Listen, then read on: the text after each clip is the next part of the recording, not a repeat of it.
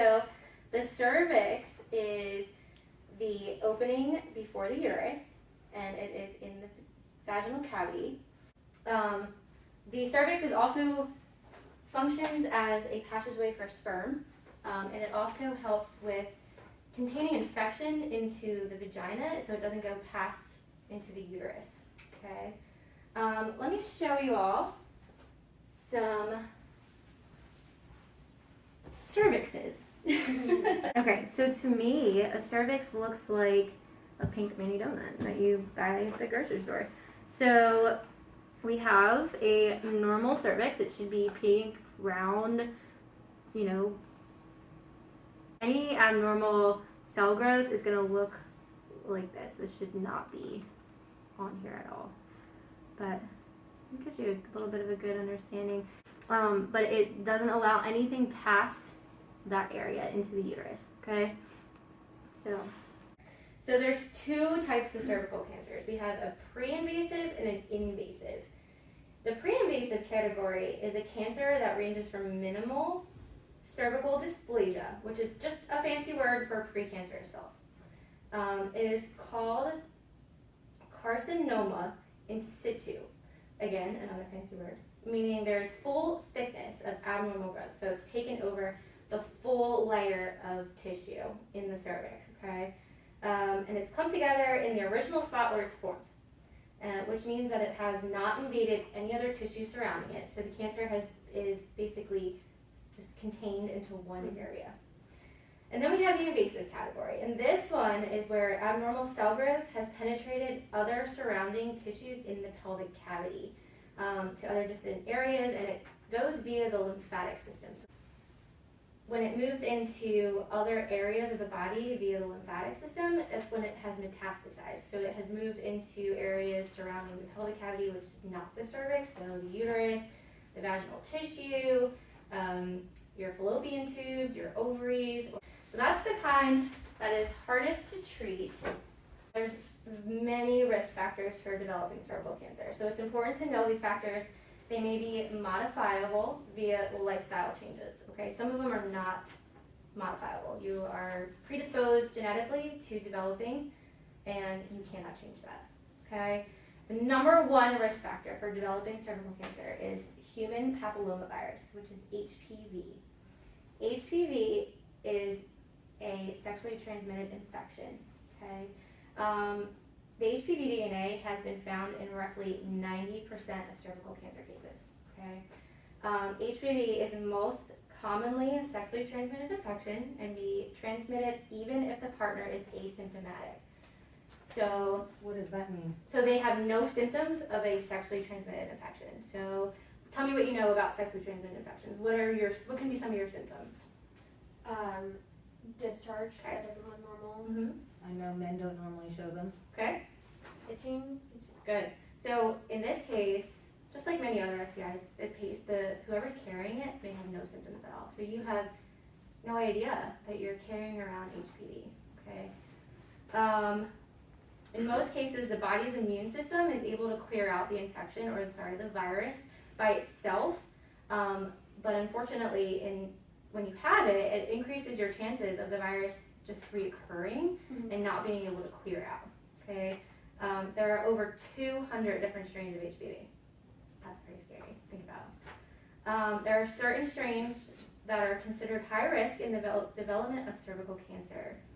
So 16 and 18 are reported to be the highest percentage of cases. There are others that are 11, 31, 33, 35, 45, 52, and 58. Okay. So basically, what do you need to do when you are having intercourse? Protect yourself. Protect yourself. How? Using condoms? Mm-hmm. Okay. Any other? Isn't there something that females can use? Mm-hmm.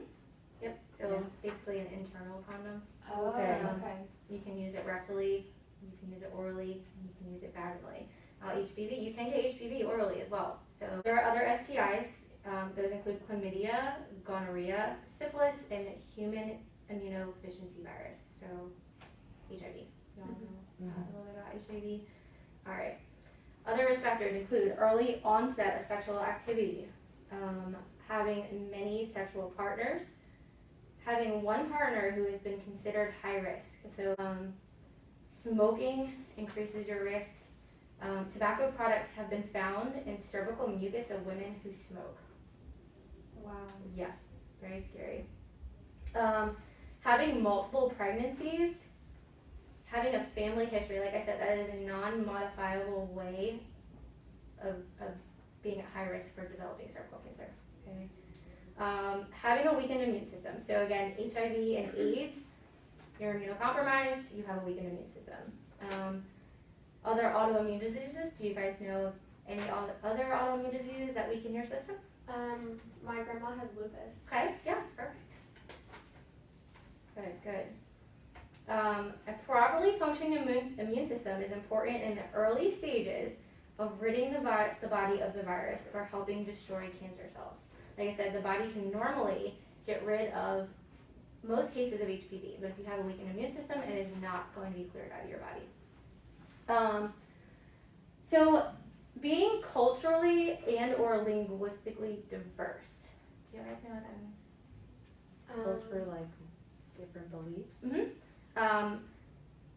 Speaking a different language, living in a community with low economic status. It has been found that culturally diverse women may have a higher risk for developing cervical cancer, and that education can help promote healthy lifestyle changes.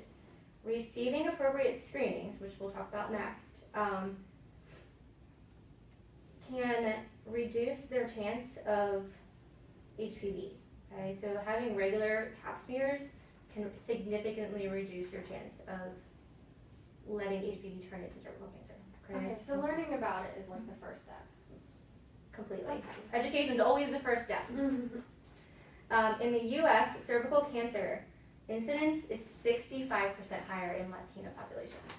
Okay, and that's just because, unfortunately, they don't have the access to healthcare that we do.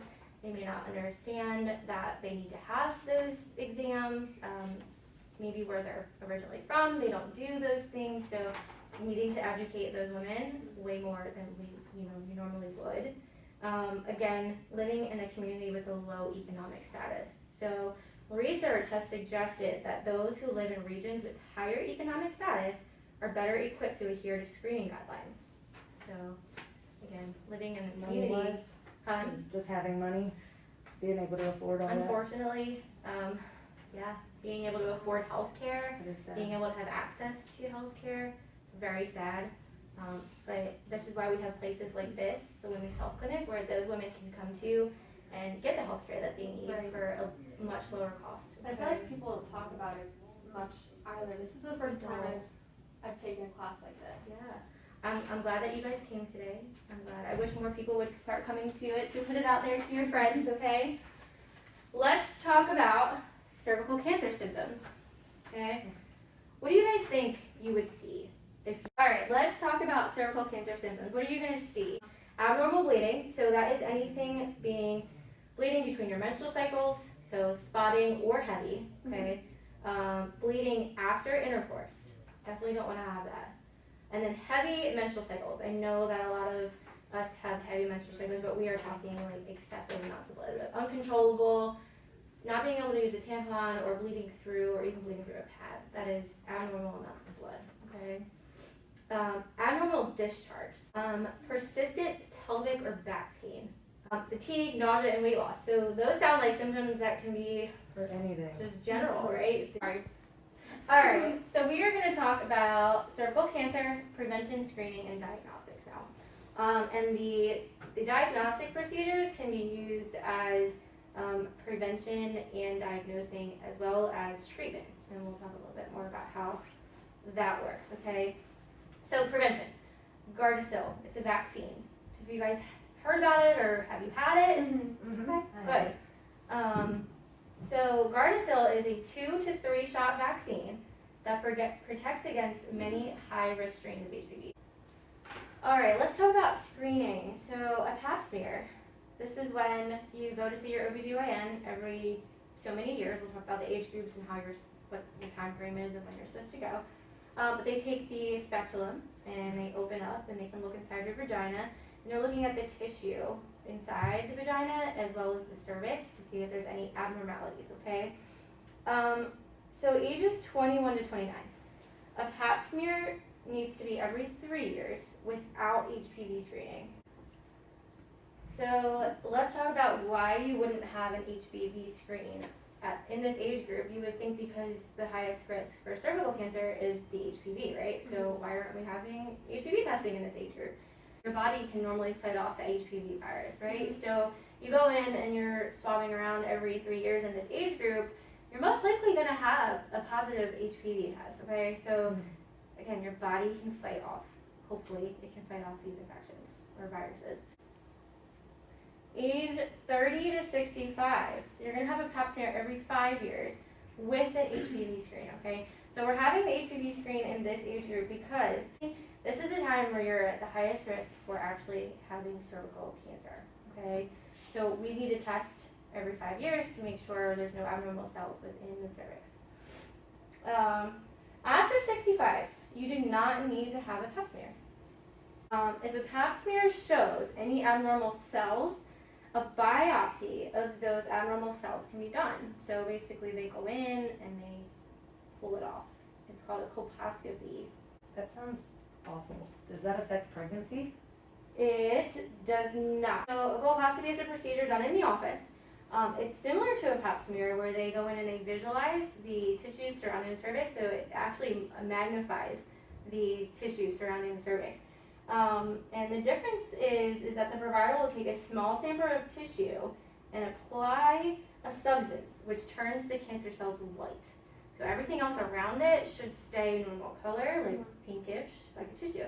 So that way they can go in and they can pull them off, okay?